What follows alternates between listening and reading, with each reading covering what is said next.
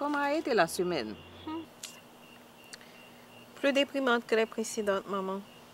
Et qu'est-ce qui ne va pas cette semaine? Au dry cleaning, le travail est irritant.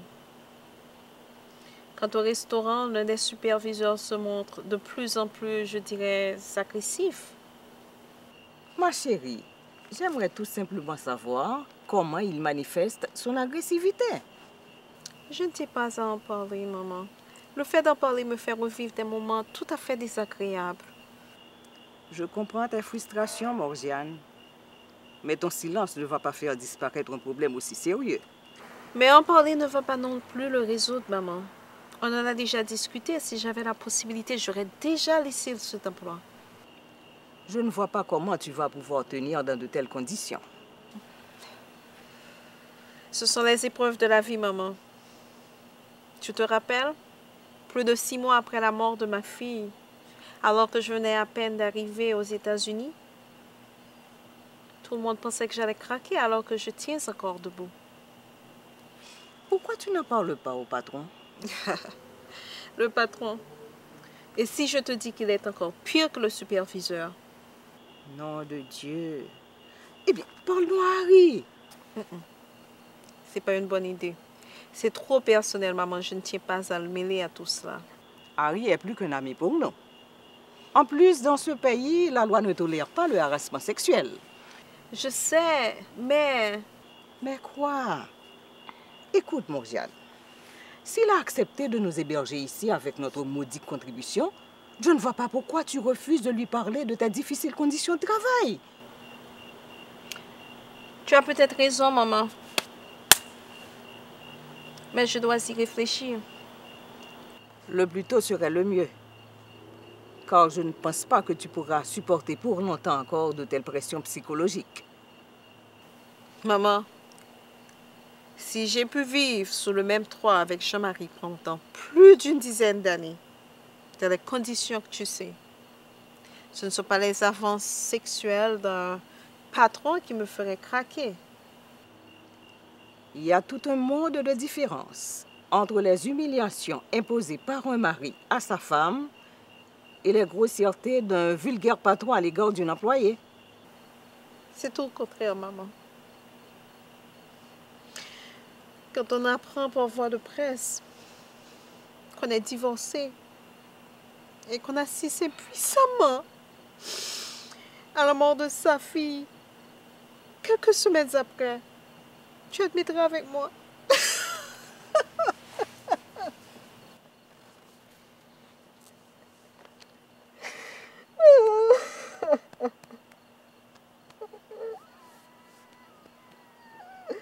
Il n'y a pas plus de plus terrible, maman.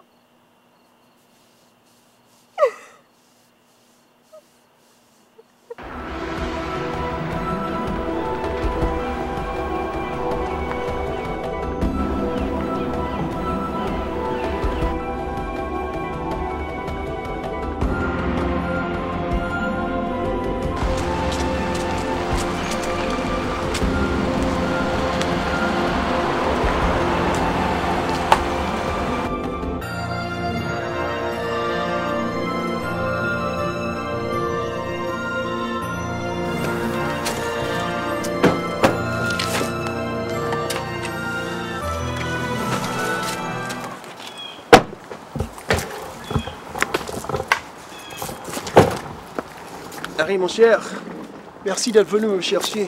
Parce que sinon, je serais toujours à l'aéroport. Pourtant, ta femme m'a parlé de ton arrivée seulement hier soir. Ah bon? Tu étais ici hier soir? Oui, j'étais ici. Je comprends. À ton avis, pourquoi n'est-elle pas venue me chercher? Probablement à cause de son travail, en dehors de son horaire régulier du lundi au vendredi. Elle travaille parfois le samedi de 8h à 21h. Définitivement, Harry, on travaille trop dans ce pays. Les femmes haïtiennes surtout, hein, elles ont une bonne réputation ici aux États-Unis. Ce n'est pas une vie, mon cher. En Haïti, elle ne travaillait que du lundi au vendredi. À Port-au-Prince, elle avait un mari comme toi, hein, un grand fonctionnaire de l'État. Mais ici, elle est seule. Avec sa mère, elle n'a pas d'autre choix. Ça, je comprends. Mais elle pourrait toujours s'arranger pour fournir des heures supplémentaires du lundi au vendredi. C'est facile à dire, mais la réalité est tout à fait différente. je ne pourrais jamais m'adapter à ce genre de vie. Heureusement, je ne vais pas y rester pour longtemps, Harry. Je ne te comprends pas. Le président en exil va retourner en Haïti après les prochaines élections. Ben, je ne m'y connais pas en politique, mais je t'aurais conseillé de bien vouloir envisager d'autres options au cas où la situation reste inchangée en Haïti. Écoute, Harry, après 4 ans d'exil, notre parti reste le plus populaire sur le territoire national. Ben, je n'ai pas de commentaire car tu connais mieux que moi le terrain politique haïtien. J'ai une question à te poser. J'ai comme l'impression que je suis devant un juge, hein. Je ne fais que plaisanter. Vas-y, je t'écoute. À ce qu'il paraît, tu habites ici, hein? Quelle idée, hein? Pourquoi une telle question? Mais apparemment, tu as les clés de la maison. Pour ton gouverne, Jean-Marie, je suis plutôt le propriétaire de cette maison. Morgiane et sa mère en sont les locataires. Mais où est Madame Depardieu? Elle est peut-être dans la cour en train de lire. Tu es au courant de tout dans cette maison. Ben, je suis quand même un ami de la famille, tu sais.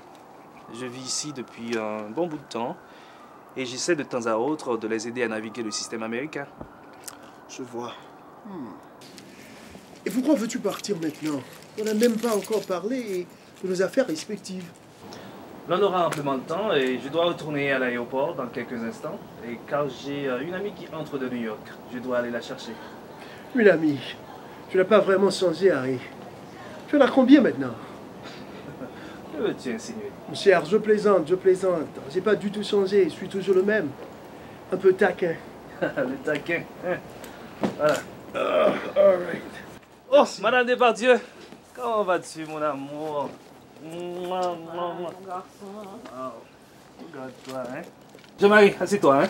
Fais comme chez toi. D'ailleurs, t'es chez toi, hein. Merci, mon Dieu.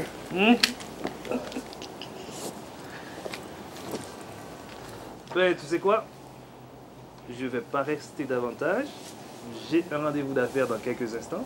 Donc, on se parle demain. D'accord. Bye. Bye bye.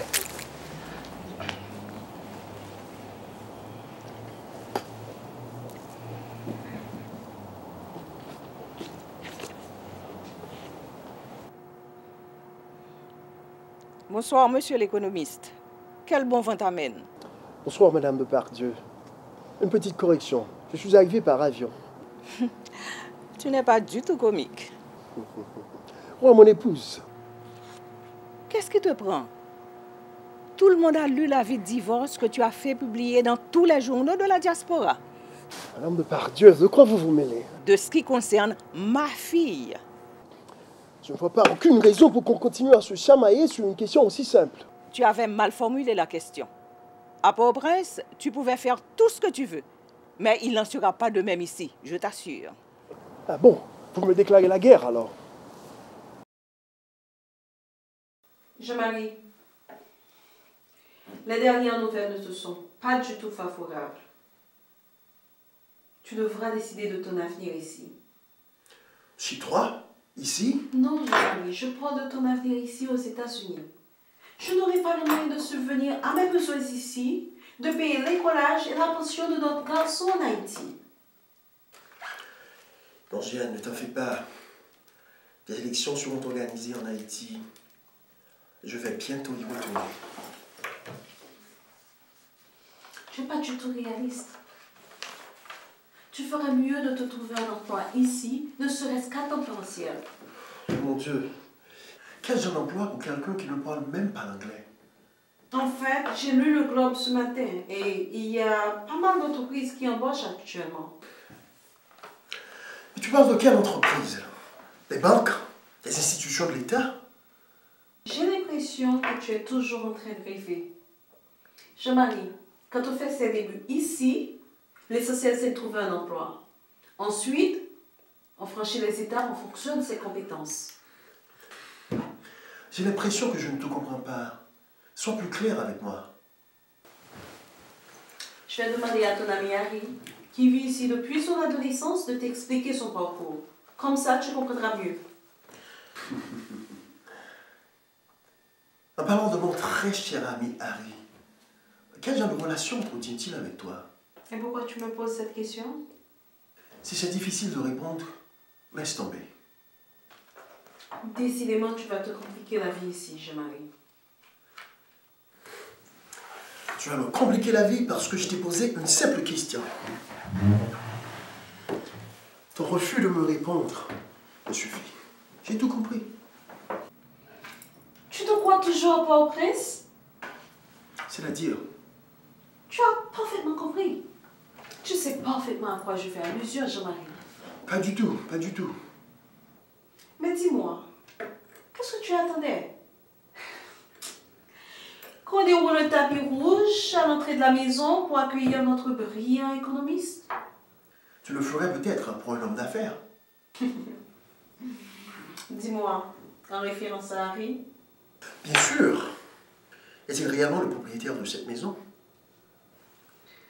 Je t'assure qu'à cette question et à tant d'autres, tu n'auras aucune réponse susceptible de satisfaire ta curiosité. Alors, je ne vais plus en poser.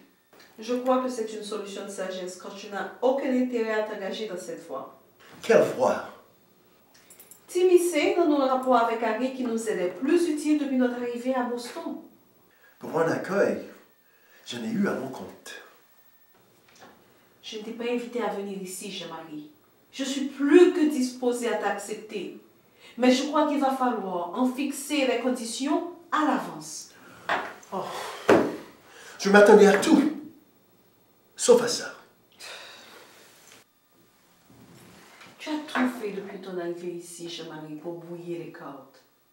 Et je ne suis pas du tout disposée à mener une bataille sur deux fronts. Tu connais la position de ma mère. Sa position? Par rapport à qui? Par rapport à quoi?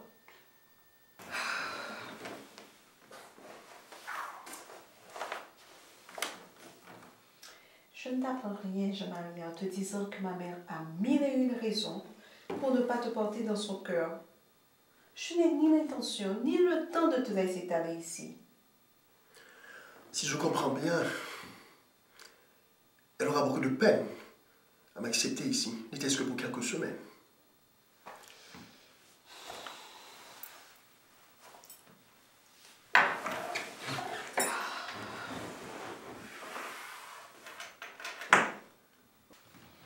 Laisse-moi partager avec toi ce qu'elle m'a dit en apprenant ta venue ici.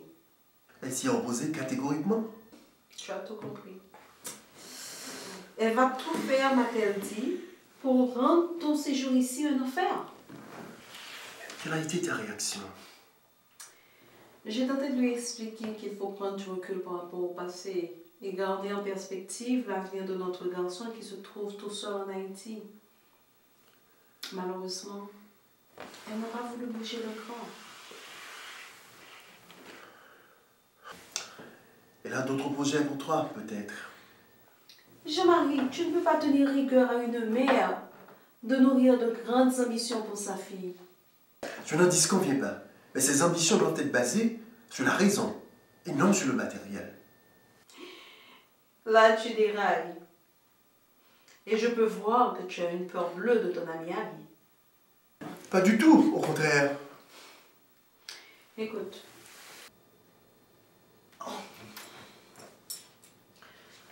Après une longue journée de travail et cette interminable conversation, je suis plus que fatiguée. Je crois que je vais aller me coucher, Jean-Marie. Et moi, qu'est-ce que je vais faire? Tu m'excuses? Harry ne t'a rien expliqué? Ah bon? Il est au courant de tout ce qui se passe chez toi? Tu le traites comme s'il est le chef de famille. Il n'est pas le chef de famille, Jean-Marie, mais il est le propriétaire de cette maison. Ma mère et moi, nous ne payons qu'une modique somme par mois. Sans blague. Maintenant, Harry est un véritable philanthrope. Tu l'appelleras comme tu veux. Mais ce que tu dois comprendre, c'est que nous sommes ici depuis notre expulsion du condominium de Newton. Depuis votre expulsion? Oui, nous avions été mis à la porte pour non-paiement de notre loyer. Ici, le propriétaire ne plaisante pas. Et comment Harry a-t-il pu être au courant de cette situation? Nom de Dieu! Jean-Marie, tu dois te rappeler qu'Harry n'est pas un étranger. T'as-tu jamais demandé pourquoi Harry adopte cette attitude de philanthrope? Pas vraiment. Mais l'essentiel, c'est qu'il nous a accueillis ici, alors que ma mère et moi, nous étions en difficulté. Il y a des choses qu'on n'oublie pas de sitôt dans la vie. Laisse-moi reformuler la question. Ce n'est pas nécessaire. On aura l'occasion d'en parler plus tard, si c'est nécessaire. Laisse-moi te conduire dans ta chambre. Ma chambre? Qu'est-ce que Oui. tu veux dire par là? Veux-tu me suivre? Où ça? Au sous-sol, Jean-Marie. Et pourquoi je ne peux pas dormir au rez-de-chaussée? Ce n'est pas le moment de discuter. L'important, c'est de calmer ma mère. Tu veux dire qu'elle s'oppose catégoriquement à ma présence ici? Je te l'ai déjà dit, Jean-Marie. Elle m'a dit qu'elle va retourner en Haïti si tu restes ici. J'ai une idée. Enfin, tu connais ma mère mieux que personne. Elle ne va pas bouger de sa position. Et si je lui parle directement? Pour lui dire quoi, exactement? Que je suis ici temporairement? Tu me fais rire. Elle ne va même pas accepter de te parler. Je vais essayer de toute façon. N'essaie surtout pas, Jean-Marie. Je t'assure que ce sera un désastre. C'est pratiquement impossible. Il n'y a pas d'autre solution. Jouez-la quand tu t'en. Je ne suivais pas dans les détails ta conversation avec Jean-Marie, mais j'ai l'impression que sa présence va éventuellement affecter nos relations avec Harry. Pour te dire la vérité, maman, je suis également préoccupée compte tenu de la teneur de ma première conversation avec Jean-Marie. Mais je suis sûre, les dures réalités de la vie américaine devraient le ramener à la raison. Si je comprends bien, Jean-Marie va résider ici. Mais maman, tu dois te rappeler, il n'a personne d'autre ici. Dans ce cas, tu seras bien obligé de faire un choix entre lui et moi. Je te le dis catégoriquement maintenant, je ne vais pas vivre sous le même toit que ton ancien mari. Maman, j'ai l'impression que parfois tu oublies qu'il est le père de mon garçon. C'est au nom de cette même logique qu'il t'a fait vivre ces longues années de misère, jusqu'à nous porter à immigrer aux États-Unis dans des conditions les plus difficiles. Maman, je ne suis pas non plus disposée à lui donner un chèque en blanc. Mais cependant, on ne peut pas le mettre à la porte. Bon, je ne vais plus discuter de la présence de Jean-Marie ici avec toi. Je vais faire de mon mieux pour te protéger. Si ça ne marche pas, tu seras bien obligé de te trouver seule dans cette maison avec lui. Ah maman, c'est pas la bonne solution, je te le dis. C'est pas la bonne solution du tout. Je te croyais beaucoup plus intelligente.